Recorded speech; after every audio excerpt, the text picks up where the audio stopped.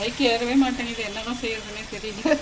வாழ்க்கையில் ரொம்ப அடிபட்டு உதப்பட்டு சரி வெளியில் போகாத இந்த சமையலில் இருந்த இன்ட்ரெஸ்ட்னால இது செய்யலான்னு முடிவு பண்ணோம்.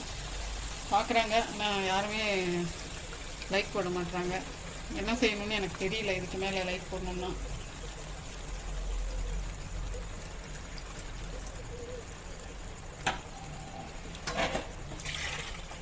திருடலை, பொய் சொல்லலை. நம்ம ஏதோ உழைச்சி என் வயசுக்கு நம்ம அதிகமாக படிக்கலாம் இல்லைங்க, ஏதோ சரி நம்ம சமையலில் இன்ட்ரெஸ்ட் இருக்கிறதுனால இதை 4 பேருக்கு சொல்லிக் கொடுக்கணும் அப்படின்னு செய்ய ஆரம்பித்தேன். எல்லாமே நீங்கள் தாங்க. எங்கள் வாழ்க்கையை தரத்தை உயர்த்துறது எல்லாமே உங்கள் கையில் தான் இருக்குது. ஒரு விரல் புரட்சின்றது ஒரு பிரதமரையோ ஒரு முதலமைச்சரையோ தேர்ந்தெடுக்கிறது.